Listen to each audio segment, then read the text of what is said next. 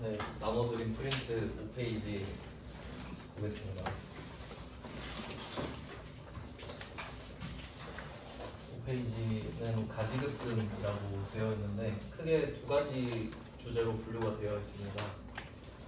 일단 그 1번 문제 같은 경우는 수동결산이라고 되어 있거든요.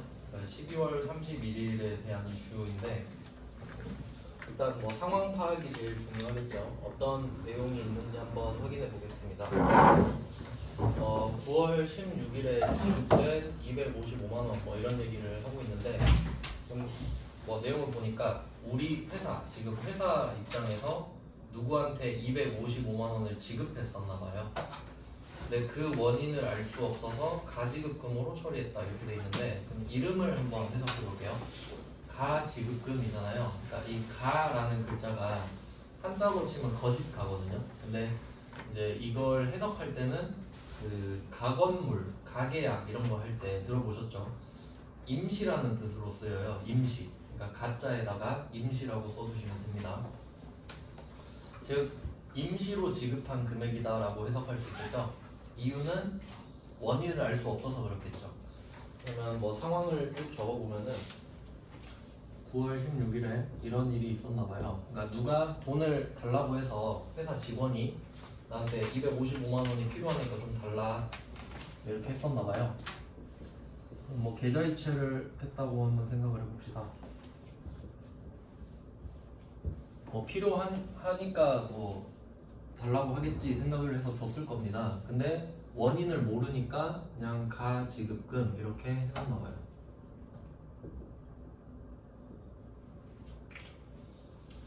생각을 해보는 게 중요해요. 그러면 회사 돈이 255만 원이 나갔는데 왜 나갔는지는 지금 모르는 상황입니다. 근데 일단은 뭐 다시 돌려받을 수도 있을 거니까 자산 이렇게 표시가 되는데 네, 실제로 한번 생각을 해보면요. 어떤 직원이 달라고 했을 거 아니에요. 그러니까 그 직원 이름을 가지급금에 적어놓을 거예요. 원래 그게 맞겠죠. 왜냐면 그 직원이 책임져야 될 거 아닙니까? 돈 없어지면. 그래서 원래대로라면 직원을 저 같으면은 적어 놓을 것 같거든요. 근데 문제에서는 언급은 안 했어요. 언급을 안 하면 우린 적을 수 없는 거예요. 근데 그냥 참고하시라고. 실제로는 그렇겠구나. 자, 근데 이거를 9월 16일에 맡겨놨는데 12월 31일이 된 거예요. 그럼 우리는 어제 그 현금 과부족 한 거 기억나시죠? 마무리를 무조건 해줘야 되거든요. 12월 31일에는 보고를 해야 되기 때문에 그러면 주주들이 또 야 너 이거 255만 원 어디 있어? 이렇게 물어볼 거잖아요. 그러니까 이걸 출처를 빨리 찾아줘야 돼. 그리고 또 생각해봐요. 우리 현금 과부족 배웠죠? 그러면 12월 31일에 만약에 이걸 못 찾았다고 한번 가정해볼까요? 그럼 이 가지급금 그래도 없애야겠죠. 주주들이 싫어할 거 아니에요. 돈 관리도 못한다고 할 거 아닙니까? 그럼 만약에 못 찾았으면 가지급금 내리죠? 그리고 어떻게 할 것 같아요? 잡손실로 하겠지. 이해되시죠? 그러니까 똑같은 거란 거예요. 그러니까 어제 배우셨던 현금 과부족도 그렇고 가지급금도 그렇고 남아있으면 쪽팔리는 거예요. 난 돈 관리를 못해요 자랑하는 거거든요. 그러니까 차라리 그냥 잃어버렸습니다 하는 게 낫다. 이해되셨죠? 그래서 지금 잡손실이 나오잖아요. 현금 과부족의 연장 버전이라고 생각하시면 되겠죠? 자, 근데 다행히 255만 원은 찾았나 보죠? 그러니까 여기서 중요한 거는 12월 31일이기 때문에 가지급금은 무조건 없앤다가 포인트예요. 무조건 없앤다. 찾든 못 찾든. 현금 과부족이랑 똑같다 이 느낌을 받으시면 되겠습니다. 그러니까 이거는 상식적인 거잖아요. 좀 저는 여러분 이걸 막 회계 공부를 하니까 이걸 외울 거야 라고 보다는 그냥 이야기 들어보니까 그럴싸한데 이런 느낌으로 갔으면 좋겠어요. 그러면 이 직원이 누군지 모르지만 이제 책임을 이제 없애주면 되겠죠. 자, 이렇게 그냥 참고로 적어두세요. 원래는 직원을 적을 거 아닙니까? 그러니까 이거 돈 맡길 때 직원한테 야 네가 이거 없어지면 책임져 라고 했다가 이제 책임을 없애주는 거예요. 자, 그래서 이거를 자산을 감소로 보고요.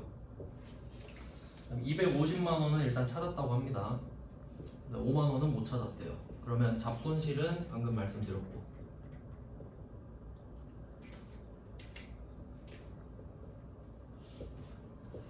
그래서 구조를 파악해 보니까 이렇게 됐다라는 겁니다. 현금과 물고기랑 똑같다.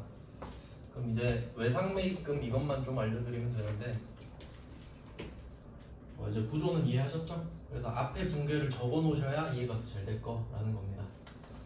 그럼 이제 외상매입금은 우리가 지금 진도상 배우진 않았는데 자리가 없어서 좀 위에 지우고 설명드릴게요.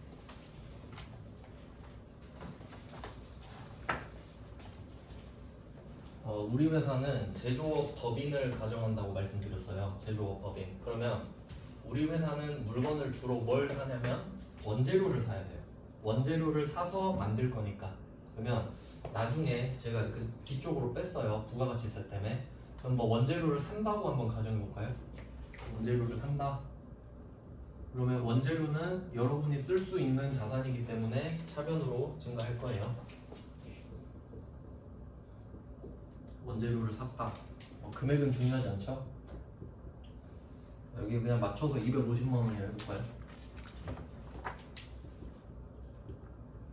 원재료를 샀다고 합시다.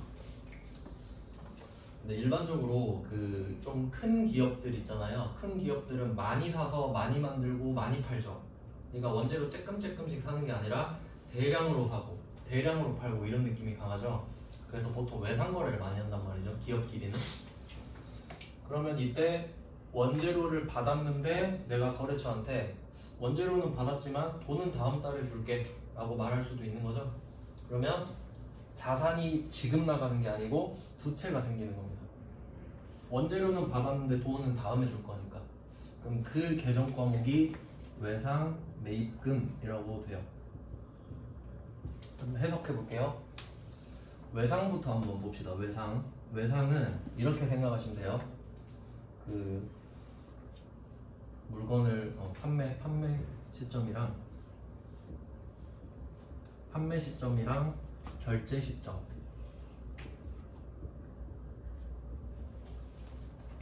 자, 판매 시점이 있고 결제 시점이 있어요. 그러니까 여러분이 편의점에 갔다고 생각해 보세요. 물건을 지금 하나 집었죠? 그럼 이거 물건 판매된 거죠, 편의점 입장에서. 그럼 여러분 그때 결제하죠. 그러니까 이 시점이 같은 게 정상인 거 맞죠? 근데 지금은 다르죠. 이 두 개가 다른 걸 외상이라고 해요. 어렵지 않죠? 그러면 실생활에서 외상의 예를 한번 들어볼까요? 여러분이 편의점을 갔는데 신용카드로 결제를 했어요. 물건은 지금 받았죠? 판매됐죠? 결제는 언제예요? 다음 달에 하죠. 그럼 이것도 외상인 거네. 여러분이 신용카드를 쓰는 것도 외상인 거네.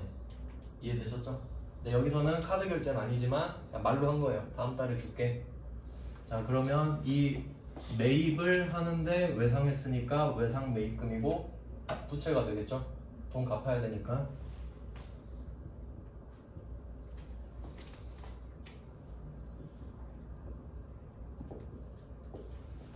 자, 이렇게 된 겁니다.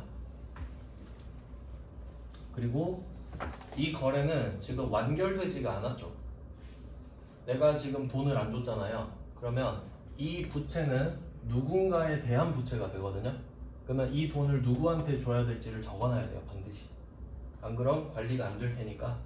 그럼 그 대상이 누군지 보니까 하나무역 이렇게 써있네요.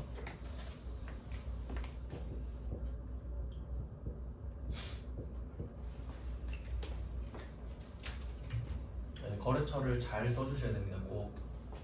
그러면 원재료 같은 거는 거래처를 안 쓰는지 생각해 보세요. 원재료는 지금 내가 받아서 갖고 있죠.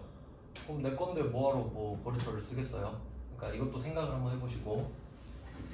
자, 그리고 이제 일반적인 거래 형태가 이런데 이제 추가적으로 좀 말씀을 드리면, 그러니까 여러분이 만약에 뭐 전자제품 같은 걸 산다고 할게요. 그러니까 내가 건조기 하나 사고 싶어. 그러면 250만 원짜리 건조기를 뭐 사러 갔다고 합시다.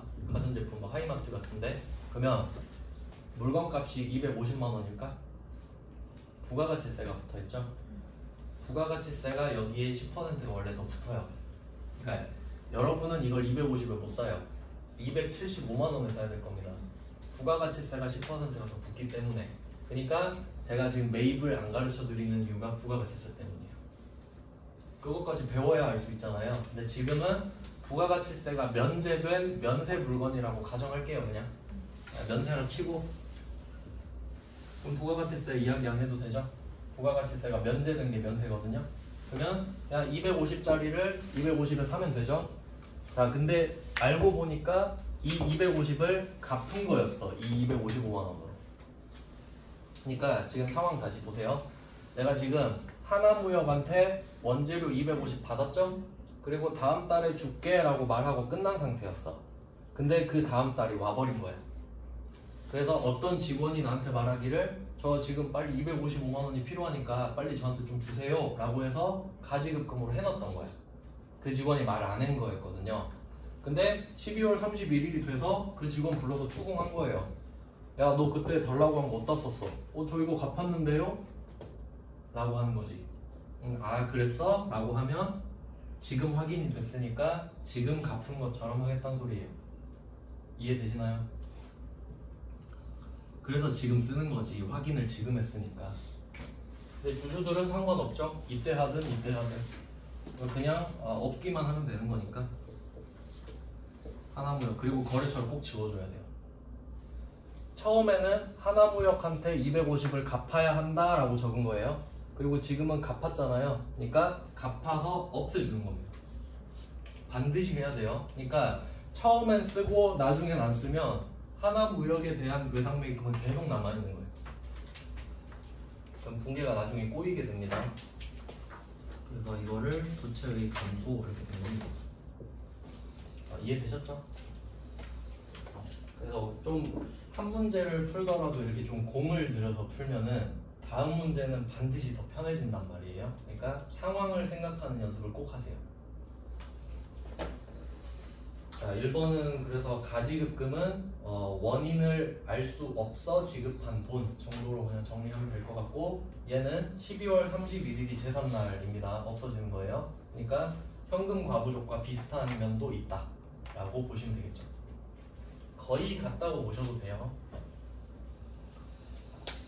그러니까 현금 과부족은 그냥 돈이 안 맞은 거였고, 가지급금은 누구한테 준 건 아는데 안 맞는 거고, 그 정도 차이만 있을 뿐입니다.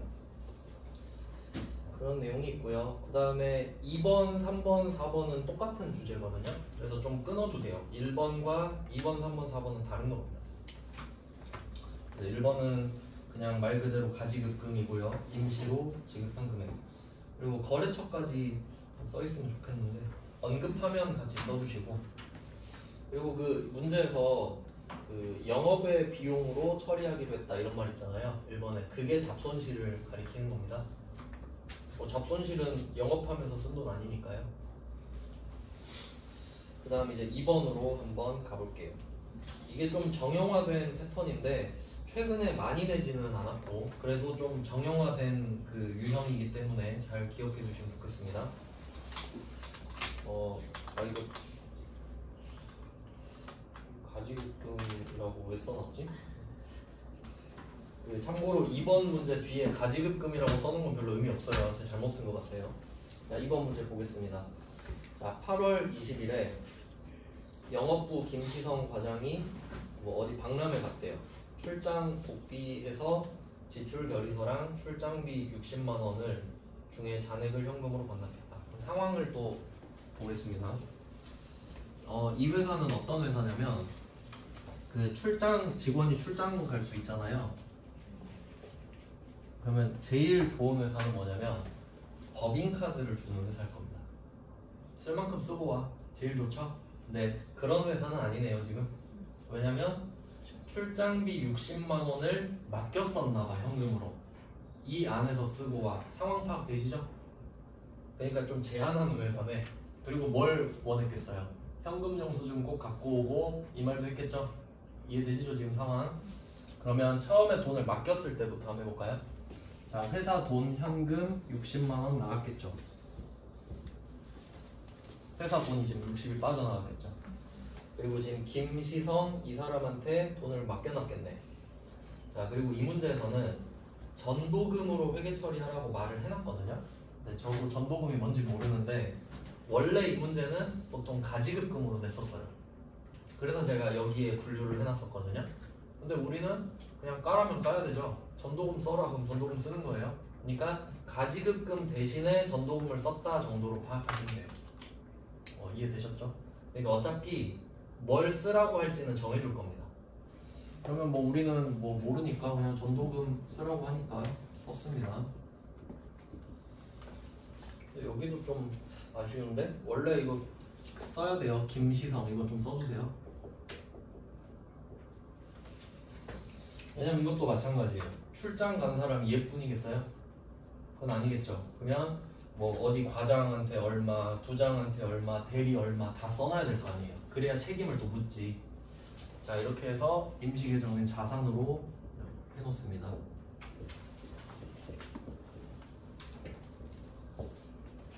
그러니까 가지급금이랑 그렇게 크게 다를 게 없죠. 임시로 그냥 준 거잖아요. 자 근데 이 사람이 복귀했죠? 복귀했습니다. 8월 20일에. 우리는 원하는 게 있겠죠. 영수증 갖고 와라. 그럼 이 사람이 뭘 꺼내냐면 이제 보니까 지출결의서를 갖고 왔네요. 비행기 탔을 때 35만원 썼다. 밥 먹느라 3만원 썼다. 원래는 여기도 부가가치세가 있는데 지금은 없다고 그냥 하고 낸 것 같아요. 그러면 이 사람이 38만원 쓴 거죠? 그럼 일단 확실한 건 22만원 갖고 왔겠죠. 그러니까 현금 22만원 회수해주세요. 일단 내가 22만원 갖고 왔을 테니까. 그리고 이 전도금의 내용도 다 파악이 됐기 때문에 전도금도 없애줍니다.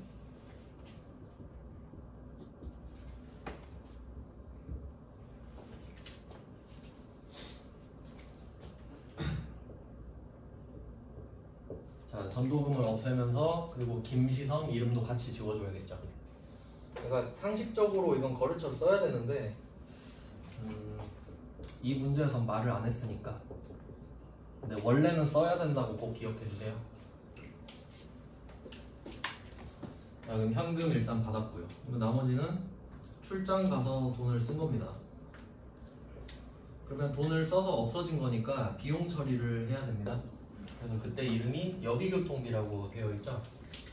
이건 이름이 제가 생각하기에는 이건 것 같아요. 출장을 멀리 가면 여행비 해서 여비, 가까운 데 가면 그냥 교통비 뭐 이런 느낌으로 결국 그냥 왔다 갔다 하면서 쓴 돈이다 이런 느낌으로.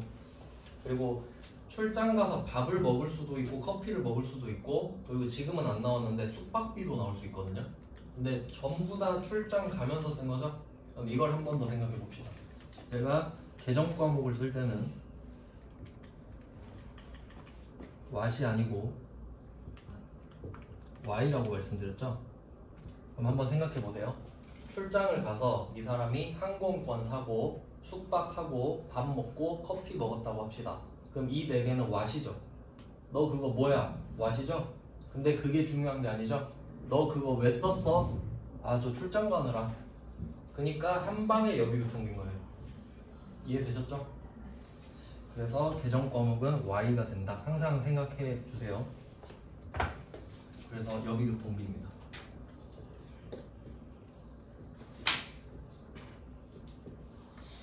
자, 뭐 비용 됐고요. 그리고 또 제가 비용 나오면 번호 생각해야 된다 그랬죠. 500은 제조, 상관비는 800, 영업외는 900. 그럼 얘는 500, 800 둘 다 가능하죠. 제조 직원도 출장 가능하고 본사 직원도 출장 가능해요. 그러면 번호를 꼭 써줘야겠네. 800이죠. 판이라고 써 있으니까. 그리고 그 참고로 시험 보실 때요. 그 요령을 좀 알려드리면, 여러분 시험 그냥 잘은 모르셔도 시간이 부족할 것 같죠 일단. 그때 좀 팁을 드리면은, 그 시험은 전략이 좀 중요하거든요. 시험을 보면은 만약에 여러분이 시험 10분 남았다고 생각해보세요. 10분 전 아비규환, 혼비백산 뭐 이런 거죠. 문제 안 풀려요 10분 전에는. 이해되시죠? 그러니까 어떻게 하셔야 되냐면, 초반에 정신이 말짱하잖아요. 그럼 그때 이 문제들을 보면서 다 적어 놓으시는 거예요. 정신 멀쩡할 때. 그럼 시간이 이제 갈수록 정신이 막 흐려지죠. 근데 나중엔 어떻게 입력을 해야 된단 말이죠. 근데 답이 적혀 있어. 그럼 정신이 뭐 나가도 보고 적으면 되죠. 그렇기 때문에 한 문제 풀고 입력하고 한 문제 풀고 입력하고 그러면 안 돼요. 그럼 나중에는 틀린다고요. 그럼 어떻게 해야 돼요? 앞쪽에 쫙 풀어놓고 뒤쪽에 쫙 입력하고. 이해되시죠? 네. 그 전략을 짜려면 적은 걸 보고 바로 쓸 수 있게 적어놔야 돼. 그럼 보시면 내가 만약에 여비교통비인 걸 알았잖아요. 이것만 적어놨다고 하세요. 그러면 나중에 입력할 때 보니까 여비교통비 치니까 2개 나와. 500, 800. 그럼 어떻게 문제 또 봐야 돼. 그럼 이때 또 허둥지둥 하는 거예요. 그럼 미리 어떻게 해놔야 돼요? 적어놔야지. 그럼 문제 다시 안 봐도 되죠. 전략이 중요해요. 이렇게 해야 뭐 안 떨리는 거죠. 시험 중에 실수하면 진짜 떨리거든요. 그러니까 실수를 안 하는 게 최고지. 왜냐면 실수를 안 해도 안 떨 방법, 실수를 하고 안 떨 방법이 없거든요. 그럼 이제 3번으로 한번 가봅시다. 이제 같은 패턴의 문제가 나옵니다. 그러면 이 3번 문제는 그냥 그 문제 보시면 선급금 처리돼 있죠. 첫 번째 줄에. 그러니까 2번 문제는 전도금으로 처리했다고 돼 있죠. 3번은 그냥 선급금으로 처리했다고 돼 있죠. 근데 사실 이게 다 가지급금이잖아요. 근데 그냥 그러라고 했으니까 그렇구나 라고 아시면 되는 거예요. 그래서 이제는 좀 설명 처음에 자세히 해드렸으니까 이제 이름만 그냥 바꿔서 한번 써볼게요. 자리는 그대로예요. 그러면 이 전도금 대신에 선급금을 했었겠죠? 그러니까 얘가 없어지겠죠 오늘은. 그래서 선급금이 이 자리로 오는 겁니다. 그리고 거래처 한번 생각해 볼까요? 여기는 누구한테 돈 맡겼었죠? 김흥국 있죠? 꼭 써주세요. 그러니까 문제에서 요구하지 않았어도 여러분은 쓰세요. 그럼 절대 안 틀리니까. 그리고 실제로도 써야겠죠 당연히.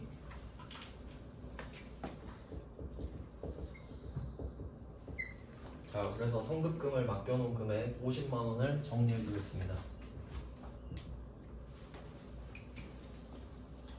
내용을 한번 볼게요. 조금 업그레이드 됐습니다. 그러면 내용을 보니까 KTX, 택시, 그냥 뭐 왔다 갔다 한 거죠 다. 그리고 거래처 미팅 시 식대. 생각을 해볼게요. 거래처랑 밥 먹는데 내가 낸 거죠? 접대네요. 그러니까 밑에 보시면 기업 업무 추진비입니다. 그러니까 여기서 중요한 거는 이렇게 생각할 수도 있잖아요. 출장 가서 거래처 밥 사준 것도 출장의 일환 아니냐라고 생각할 수 있죠. 하지만 접대라는 항목이 너무 중요한 거기 때문에 구분해야 돼요. 그러니까 우선순위로 치면 접대비가 1순위예요. 굳이 따지면. 그러니까 출장을 가서 접대한 거는 접대비고 나머지가 출장비가 되는 겁니다. 아시겠죠? 너무 중요하기 때문이에요. 왜냐면 세법의 영향도 받거든요. 접대비는. 세법에선 접대비를 굉장히 싫어하거든요. 하여튼 뭐 우린 세법은 안 배우지만 구분은 한다. 그래서 기업 업무 추진비, 여비교통비 둘 다 판으로 돼 있죠. 이유는 이 사람이 영업부라서 그러네. 아까도 그렇고. 그래서 800번 기업 업무 추진비 얘는 그 식사만.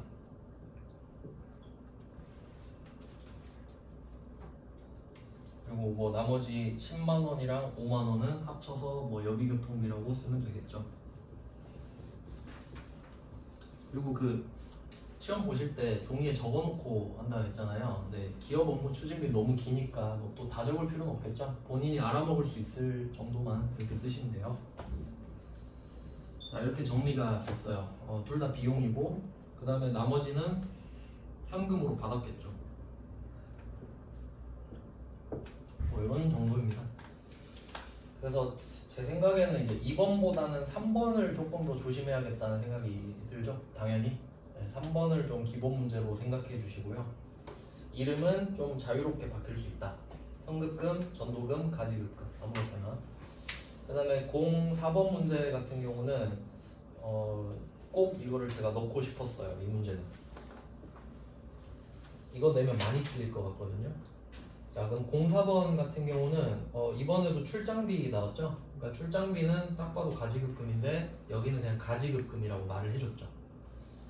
그럼 얘도 그대로 자리 그대로 쓰겠습니다. 그러니까 좀 형식보다는 실질이 중요하다는 거예요. 지금 다 출장이라는 실질을 따지는데 이름만 계속 바꿔서 쓰고 있죠. 그럼 이때 가지급금 70만 원을 정리를 해줍니다. 자, 이제 이건 아실 거예요. 어렵지 않죠? 먼저 정리를 한다. 그럼 대변은 이거 하나밖에 없잖아요, 항상. 그리고 이것도 정창호를 적는 연습을 꼭 합시다.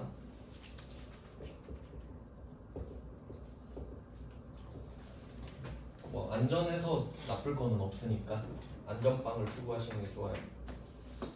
자, 근데 문제는 이 사람이 돌아왔는데 영수증에 얼마가 써있냐? 85만 원 써있습니다. 가능한 일이죠? 왜냐면 회사가 돈을 너무 적게 줬을 수도 있잖아요.